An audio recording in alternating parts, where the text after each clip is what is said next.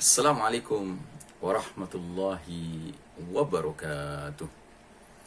Alhamdulillahirabbil alamin. Wassalatu wassalamu ala asyrafil anbiya'i wal mursalin Sayyidina Muhammadin wa ala alihi wa ashabihi ajma'in. Faqala Allah Ta'ala fi kitabihil karim ba'da a'udzu billahi minasyaitonir rajim. Ya ayyuhalladzina amanu taqullaha haqqa tuqatih wa la tamutunna illa wa antum muslimun. Hadirin jamaah rahimakumullah, alhamdulillah kita jumpa kembali hari ini, hari Senin tanggal 16 bulan November 2020, tanggal 30 Rabiul Awal 1442 Hijriah. Kita masih meneruskan kaji kita terhadap surah Al-Maidah 54 hingga 56, yang mana isinya adalah ayat-ayat pergantian generasi ketika Allah Ta'ala memandang suatu kaum sudah tenggelam dalam fenomena riddah, kemurtadan. Maka Allah Ta'ala dengan ilmunya, dengan hikmahnya, dengan takdirnya, dengan kekuasaannya akan mendatangkan satu generasi pengganti, yang mana generasi pengganti ini mempunyai ciri-ciri, kriteria, dan mereka ini adalah para junudullah, tentara-tentara Allah yang akan dihimpun dalam Hizbullah, partai Allah, yang mana Allah janjikan di ayat 56-nya bahwasanya Hizbullah ini akan meraih kemenangan, akan memperoleh pertolongan dari Allah Subhanahu wa Ta'ala. Dan mengingat kita sekarang berada di akhir zaman, kita sangat berhajat untuk memenuhi kriteria ini, sebab kita berharap hanya kepada Allah Ta'ala.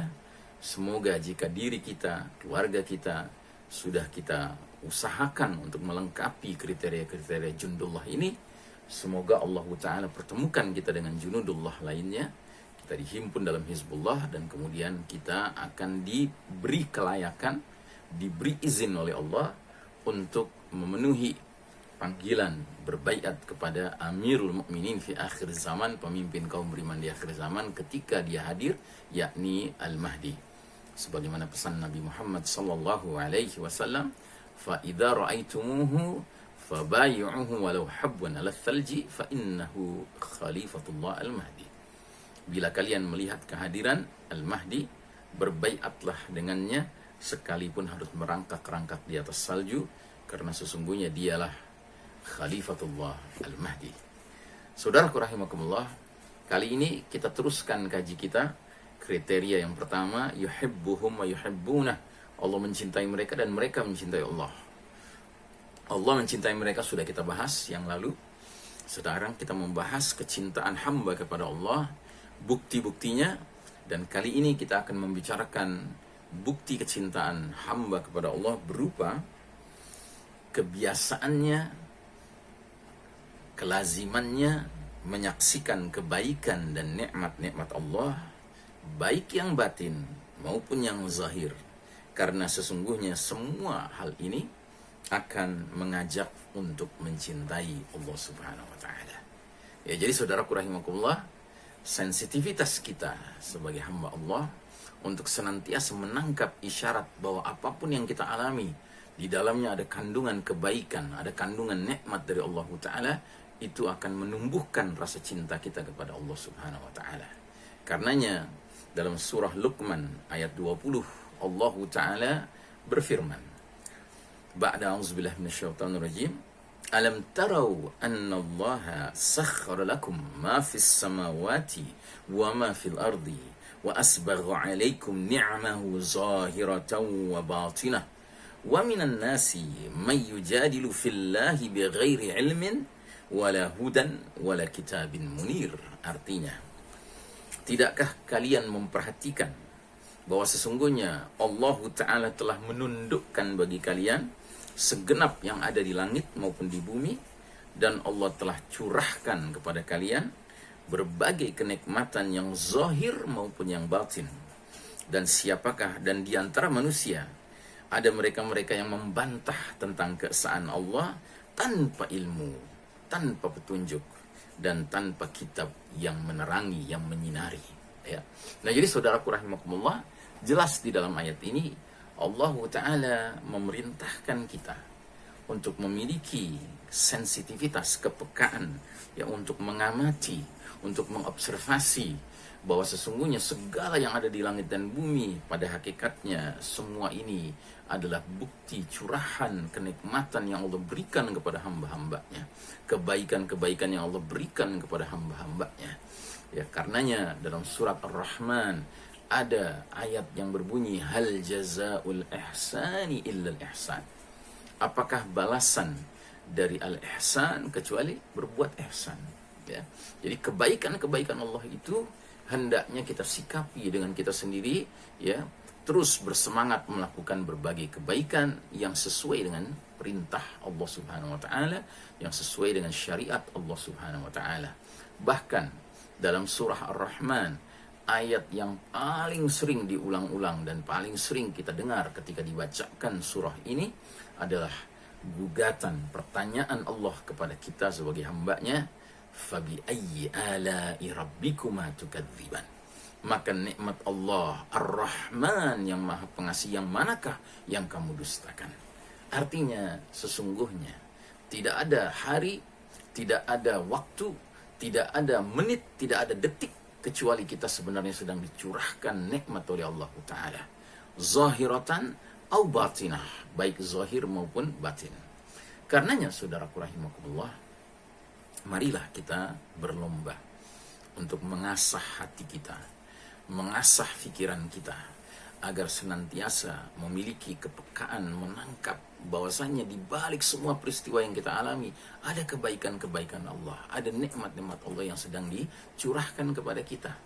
Hanya dengan cara demikianlah rasa hubbullah, rasa cinta kita kepada Allah Ta'ala akan tumbuh, sehingga kita tidak memiliki apa yang disebut dengan keraguan terhadap Allah Ta'ala. Na'udzubillah min dzalik. Apalagi kalau lebih berat lagi, lebih jauh lagi, bahkan seorang hamba memiliki su'uzon billah, sangka buruk kepada Allah Ta'ala. Na'udzubillah min dzalik. Ini tidak pantas. Tidak pantas seorang hamba Allah yang mengaku beriman tetapi tidak bisa memiliki sangka baik kepada Allah Ta'ala, sehingga sedikit saja dia mengalami ujian kehidupan, dia mulai menganggap yang tidak-tidak kepada Allah Ta'ala. Na'udzubillah min dzalik. Ini kita berlindung kepada Allah dari memiliki sikap sangka buruk kepada Allah Ta'ala.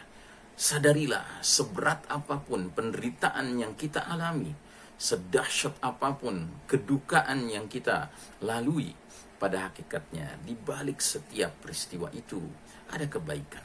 Karenanya Allah Ta'ala sampai 2 kali dalam surat Alam Nashrah menyatakan, ya, inna ma'al usri yusran, fa inna ma'al usri yusran. Sesungguhnya bersama kesulitan ada kemudahan, maka sesungguhnya bersama kesulitan ada kemudahan. Ya, jadi bukan setelah kesulitan ada kemudahan, tidak. Bersamaan pada waktu yang sama, simultan, ketika kita sedang mengalami kesulitan, kalau kita memiliki kepekaan terhadap rasa sangka baik kepada Allah Ta'ala bahwa semua yang kita alami adalah nikmat, kebaikan, niscaya kita akan bisa menangkap bukti cinta Allah kepada kita, kepada hambanya ini. Nah, karenanya saudaraku rahimakumullah, kita harus ingat nikmat yang Allah berikan itu begitu banyak, tetapi ada perkara, derajat atau prioritas nikmat yang harus kita syukuri terlebih dahulu. Apakah itu? Ya, sebagian orang yang tentunya terbatas wawasannya menyangka kenikmatan itu adalah hal-hal material yang dia terima dari Allah Ta'ala. Misalnya harta, misalnya rumah yang bagus, misalnya kendaraan yang canggih, ya, misalnya dia punya istri yang cantik, ya. Ini dia sangka inilah kenikmatan yang tertinggi. Tidak, ini bukan kenikmatan tertinggi. Ada lagi mereka yang sudah agak lebih baik lagi, dia menyangka kenikmatan tertinggi itu kesehatan. Benar, kesehatan itu kenikmatan, tapi kesehatan bukan kenikmatan tertinggi. Ya, kalau kita perhatikan, Allah Ta'ala telah menyatakan, telah mendekritkan di dalam surah Al-Ma'idah ayat ketiga. Ya, Allah Ta'ala berfirman, al-yawma ya'isal ladhina kafaru min dinikum fala takhshawhum wakhshawun. Hari ini telah berputus asa orang-orang kafir untuk mengalahkan din kalian, al-Islam. Ya. Fala takhshawhum wakhshawun. Maka janganlah kalian takut kepada mereka orang-orang kafir itu, tapi takutlah kepadaku, kata Allah Ta'ala. Al-yawma akmaltu lakum dinakum. Pada hari ini telah sempurnakan bagi kalian din kalian, al-Islam ini. Wa atmamtu alaikum ni'mati, dan telah ku sempurnakan, telah ku cukupkan bagi kalian nikmatku. Wa raditu lakumul Islam madina, dan telah ku ridai, aku restui, aku legalisir Islam ini sebagai agama bagi kalian. Nah, ketika Allah mengatakan wa atmamtu alaikum ni'mati, telah ku cukupkan bagi kalian nikmatku. Nikmat mana yang dimaksud ini? Nikmat dinul Islam, nikmat al-Islam ini.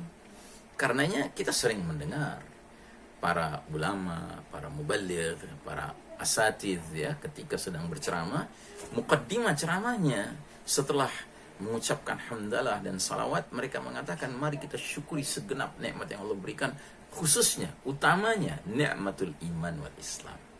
Jadi saudaraku rahimakumullah, ini nikmat tertinggi yang harus kita syukuri, dan harus senantiasa kita memiliki sensitivitas ya untuk menangkap isyarat dari Allah Ta'ala bahwa di balik dinun kamilun syamilun mutakamil ini, di balik agama yang sempurna, yang mencakup, yang komprehensif dan saling menyempurnakan satu bidang dengan bidang lainnya, senantiasa ada kebaikan dari Allah Ta'ala, dan ini nikmat terbesar. Makanya kalau kita perhatikan, ada sebuah surah dalam sholat kita yang bila kita tidak membacanya tidak sah sholat kita. Nabi bersabda, ya, la sholat liman lam yaqra ya Fatihatul Kitab. Tidak ada sholat bagi orang yang tidak membaca surat Al-Fatihah. Coba perhatikan, surat Al-Fatihah ini menjadi syarat sahnya sholat seseorang. Tapi coba perhatikan, jumlah ayatnya 7. Dari 7 ayat itu hanya ada 1 ayat yang mengandung doa, permohonan hamba kepada Allah Ta'ala. Ayat mana itu? Ayat yang berbunyi, ihdinas siratal mustaqim. Tunjukilah kami jalan yang lurus. Ya. Dan ayat ini letaknya persis setelah iyyaka na'budu wa iyyaka nasta'in. Hanya kepada Engkau ya Allah kami menghamba, beribadah, mengabdi, dan hanya kepada Engkau ya Allah kami memohon pertolongan. Ya.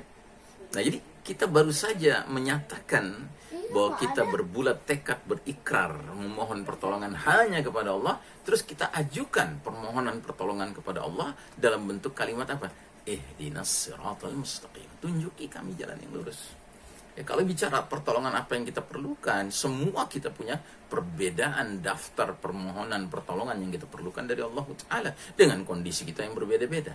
Tapi Allah mengajarkan lewat surah ini, lewat ayat ini, bahwasanya apapun permasalahan yang kalian hadapi, senantiasa begitu kita memohon kepada Allah, mohonlah untuk perkara yang paling tinggi nilainya, ya, paling tinggi nikmatnya. Apa itu? Hidayah. Dan hidayah itu maknanya apa? Hidayah iman dan Islam.